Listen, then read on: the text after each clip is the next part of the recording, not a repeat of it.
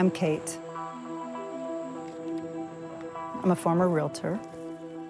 I'm a mother of 4. And I love collecting things that have meaning or connection to me. I love my antique wardrobes, crystal china, linen, glassware, silver. The hallway's lined with boxes. The living room has got boxes you can barely walk in. There's stacked up boxes by the front door. I use the side door to get into the house, because it's a clearer entrance. It's a storage building, basically, the house at this point. I'm Andrew. I'm Kate's middle son. Currently, the house is 100% not livable. It is covered from wall to wall, about head height to me, in furniture, random things, knickknacks. It's completely unlivable. I'm Steven. I'm Kate's youngest son. Mom recently started living in the basement. I worry about the moisture. It's musty, it's moldy. It's like there's no air to breathe. I feel more protected, hidden there. I feel like it's my safe place. I could not imagine spending a night there. I couldn't imagine having hope for the future in that sort of environment. I'm Eva, and I'm Kate's daughter. So I haven't been into the house in a few years.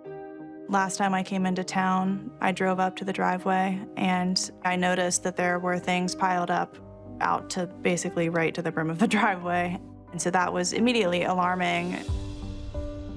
My mom really identifies with possession, and I think like property is one of her favorite words.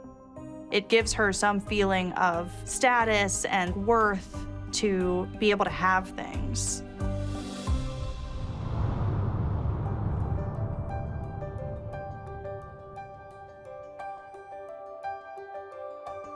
Took a while before I wanted to get married again.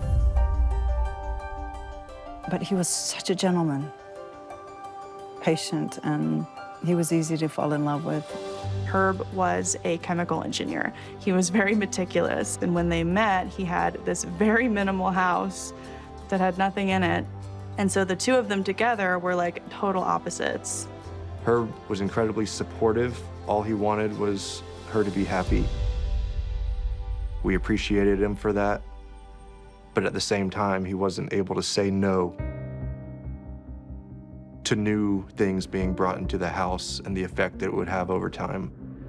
He was solely responsible in carrying the weight of keeping tabs on Mom and having to fight with her over having a livable space. As her kids, we were kind of blind and unaware just how dire their financial situation had gotten as sort of a result of overspending. And we were able to live a solid, I don't know, about 10 years without having the weight of this on us, because he managed it. I'm incredibly grateful that he did that, and I can't imagine how much pressure it was. There is no way that that amount of stress wasn't in some way impacting his health.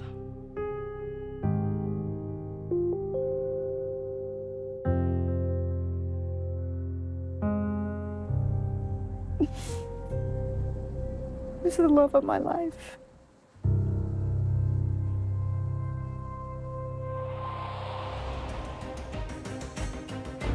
When I first walked up to the house after Herb had passed, I hadn't really seen it in a while. When I saw it, it struck me right through the heart, and I didn't know how to process it. I don't know what to do after that, because I can't keep driving by wondering if my mom is covered and buried and suffocating in their basement under a bunch of stuff. That's unacceptable. I don't know what I'd do.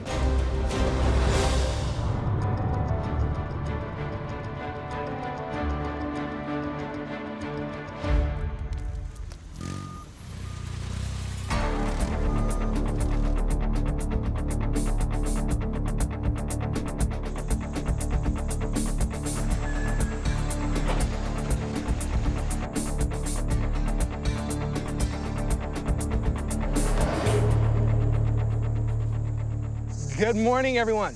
Morning. I'm Brandon Browna, transition expert and cleanup expert. We are here to do this big project today for Kate. This project is going to take a lot out of everyone. We have the family here today to support. The mission today, we're going to tackle the driveway, working our way on the deck to gain entry into the home. If anything is moving too quick, please let us know. This all going to depend on you, Kate. Giving us the ability, authorizing us to be able to make those decisions and move effectively is going to be crucial. So now that we've covered all the bases, why don't we get going, guys? All right. Let's do it. I'm Dr. David Tolan. I'm a clinical psychologist, and I specialize in the study and treatment of hoarding disorder. Okay. So, Kate, this is the stuff that needs to get dealt with first, because obviously this is blocking the entrance to everything. So I'd like you to kind of go through and tell me if there's anything here that you really feel needs to be saved, or whether this could all come out. Let's pull up, see. You want to pull up and take a look? Yeah. Sure. Looks like we got some cardboard boxes There's water coming. and a chair. Yeah. Yeah. I don't think that's the color it's supposed to be. Yeah, they can go. They can go. Okay, great. How was that to make the decision to let them go? It's easy. It's That's easy. So Okay. guys, let's And what get it made done. it easy for you? They're dirty. They're dirty. Okay. So maybe that's a rule of And that thumb that we doesn't can look at if function something's well. Okay, so if something is dirty and if it doesn't function well, they can It's go. gone. Okay, excellent.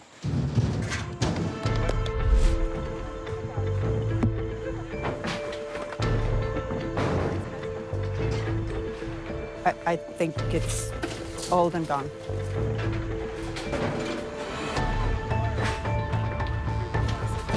Gone.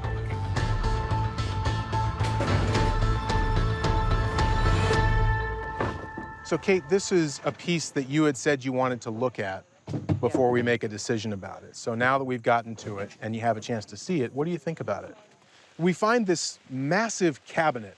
It's very large, it's very damaged, and yet she is saying it was special, somebody made it for her. Are you just hanging on to it for kind of sentimental reasons? Yeah, it's just the people who made it and did it for me. And, know. and it's solid. I know. I'm learning where her blind spots are. One of her blind spots is things that have potential. You know, this could be used by somebody. Another one that I'm learning now is things that it would be a shame to put into a landfill. Everything is going to the dump. I thought there was going to be more recycling stuff, and there's not. Yeah. So it's discouraging, Yeah. and it's shame. It's shame. You know, her use of the word shame is interesting to me. I don't know if that really means I would feel shame if I let go of this. What I suspect is happening is that fundamentally she doesn't want to let go of things. And she's finding justifications to hang on to those things that may or may not make sense. You kind of hang on to things because it's a shame for it to go into a landfill. Yeah. But I'm looking at this and it seems very a large shame and very that it damaged. is. You know, if somebody were into reclaiming old furniture, they would find it in the landfill. They would go get it. I hear what you're saying. I hear, and you know, one person would paint it, one person would oil it, dark oil. You know what? It's too big for a small house. It Yeah, is. it is. It is. Let go. Okay, there you It's go. a shame. I wish somebody job. would take it. Hey, one of the kids. I think we're going to see some fireworks tomorrow. This was the easy stuff, the stuff that she was willing to let sit out in the rain because she didn't care about it that much. But the things inside the house, well, that she cares about.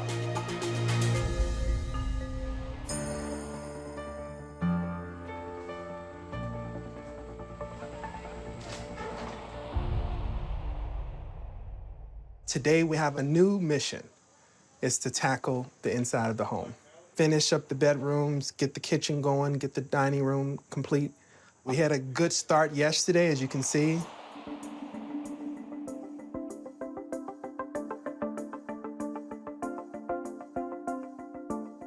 This took a family that cares about you to get to this point.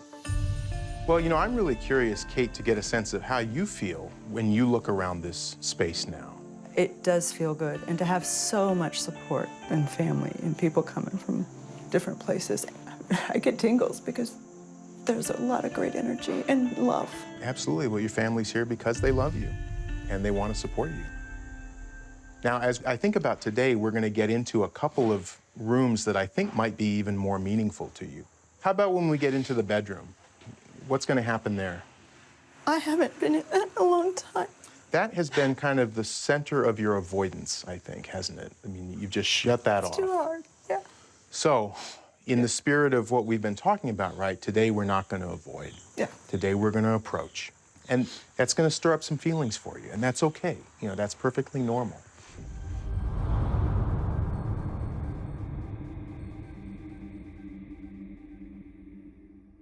Is there anything else here that you can see that might be something you could let go of? I like it. I was hoping to see sets of chairs Yeah? that are alike. So what about this wicker chair? Can we get rid of that chair? Hey, Eva. Hey. Welcome. Thanks for joining us. Let's just pause here, and I'd like to kind of check in with Eva. Eva, what do you think about all the stuff that's here? These were things from outside yesterday. I know, and they were covered. So you gotta let go. I know it's hard, but you have to let go. Steven doesn't have the time to fix things. I'm not asking anyone to fix things. I do want to have my choices and pick my favorites. I really want to make my own choices. I really do, and I Which you am are. not going to go overboard. But at the same time, remember, a big piece of what we're trying to do is get you to learn how to not have this problem anymore. And the best way to learn how to not have this problem anymore is to actually go through the process and talk it through and make the really hard decisions and cope with the emotions that brings up. There's gonna be some grief.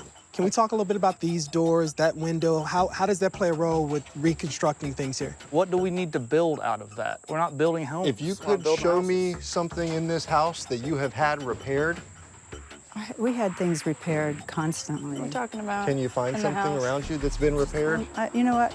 I'm not comfortable with this. We're here stretching our comfort zone pretty maximally. It's important to recognize, Kate, that what you're comfortable with led to the problem. Right. So we're going to have some discomfort here. A more simple way of saying that is, I want you to do what feels bad. What are you feeling right now, Kate? Like I have no choice. I mean, it's like I either play nice and not be true to myself. I'm an adult. I get to make my own decisions. Of course. And I've made hard decisions, and I don't like being pressured. I know you've There made a has lot. to be an acknowledgement. This is a freaking huge. Massive acknowledgement. Massive acknowledgement. If we've stayed sort of in your comfort zone, though, you know? Yeah, we're getting down to the real antique We're getting stuff down to and the real wood stuff. and I feel like I could run through this real quick logically and help you make decisions. If it's broken, if the top's worn off, it's done. Good, good, good. Rest needs to go. There's a top for this piece somewhere. There's a top. Somewhere? Here. That and the other one had a top that went with it. Hey guys, let's bring it back in All right, one more Bring time. it back in. Bring it So back in. so here's the thing. Can we agree to get rid of everything, that moldy chair, everything else, with the exception of those doors? The unused rack I would use in a pantry, and it's not even out of the box. Okay. That is the one thing I'd want. But everything else? Everything. Everything else? Not this. This is what I put together to save. And that has a top. You can see where there's a So we got 4. There's a top. So Kate, we have a total of 5 items. 1, 2, 3, 4, and these 2 doors. and there's 2 French doors. How many doors are you keeping, Ma? What do you need those for? You got those doors. Eva, made it. Eva, I'm noticing your facial expression. Tell me what you're thinking right now. There's a really big disconnect between rational and emotional here. Yeah, you think And so? I don't know how to resolve that. I'm not asking for very much. I just don't think it's unreasonable. If we cannot get rid of this, then everything will come back, and you will be in the same place in 2 years. That's how fast it happens. We'll see. We won't. I won't. I've made it clear. I made it clear. I get to choose, and I want a little balcony with a couple chairs, and those French doors mean something to me. So I really want to stand on that. I really do. So what we need you to say is that everything else that you haven't already identified can go. And that's a Well, when show I've of said faith to everything, us. then everything was wiped out, and so I'm We're talking not about trusting. this row. Okay, that row. that row. And we said this mirror. Every single thing that you've said, we've heard. Okay. And we're trying to talk about the rest of your life. Not the things that could be something, the things that are something. Yeah, including us, you know? Like, this hurts on a deep level because you're putting a barrier between you and your family. So, like, where's the happiness there, you know? We need some sacrifices from you.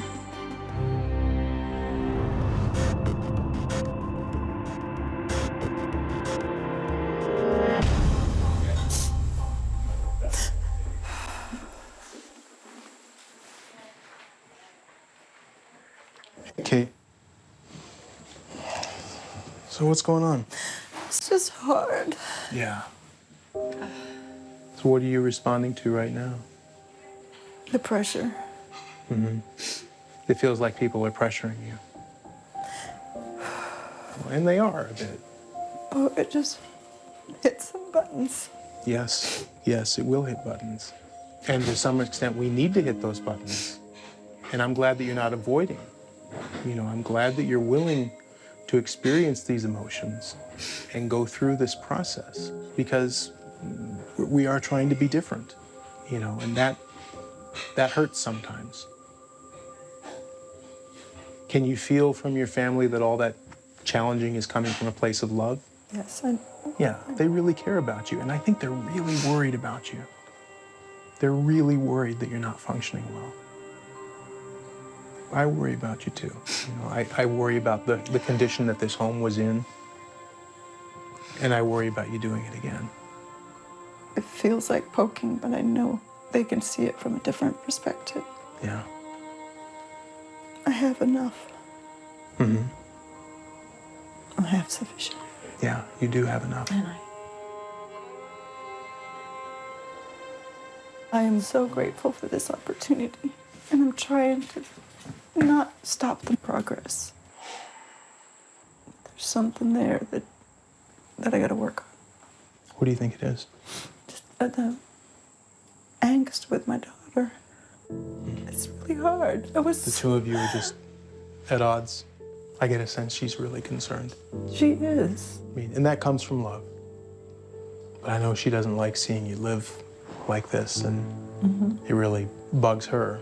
I know. That's why we're doing it. Yeah. Did we take Gerb's clothes out yet? I don't think they've even gotten into the master bedroom yet. I just think that'll be cathartic. To get rid of those.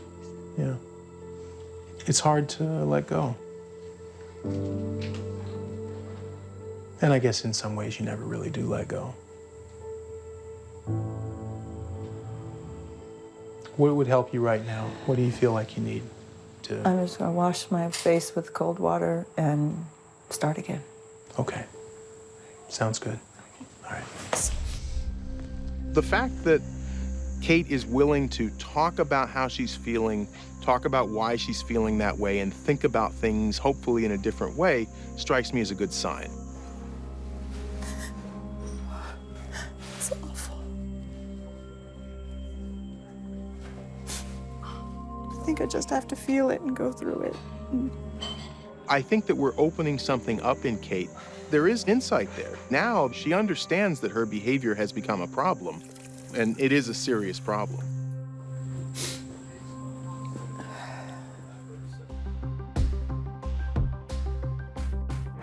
It's the beginning of the day, and we have one last day to finish the final 3 things that need to be addressed. We have to get the basement done. We have to finish Kate's main bedroom. But the first thing we need to do is we need to have Kate do a final pass on the items in the front of the lawn that Kate hasn't quite made a decision on. All right, Kate, we're gonna go through each section. We have to be very quick. What about this piece here? Go. All right. What about this chair here? That chair can go. It's sloppy. What about this mirror? It's plastic. So we I mean, can- it's the mirror's mirror, but I don't need it. So we can donate? Yep. All right, thank you. You're doing great, Kate. Yeah, thanks.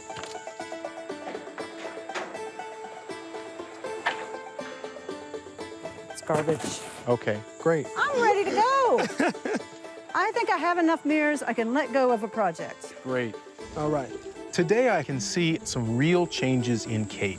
It used to be that her reflex was to hang on to every single thing. You know what? I have ironing boards, don't I? Now I see her making a lot more critical decisions. Everything's going great. I'm excited. We got a good pace.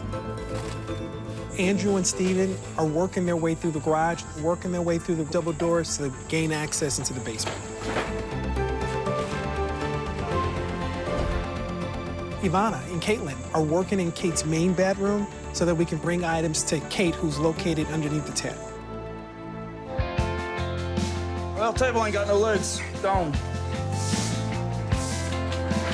The Molly maids are cleaning the kitchen, the bathroom, most importantly, cleaning the basement floor that's full of mud.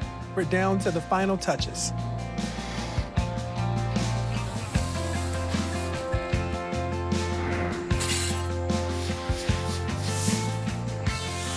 We might actually be able to get this job done.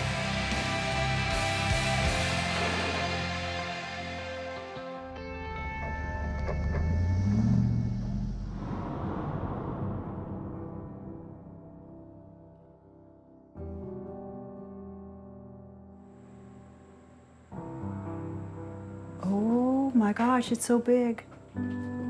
It's so big.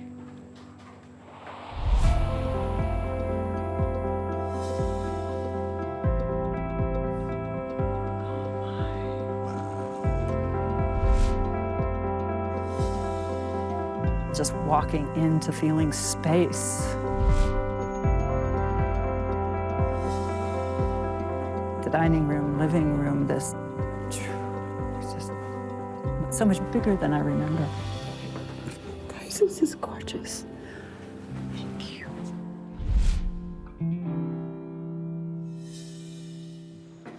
Oh, feels cool down here.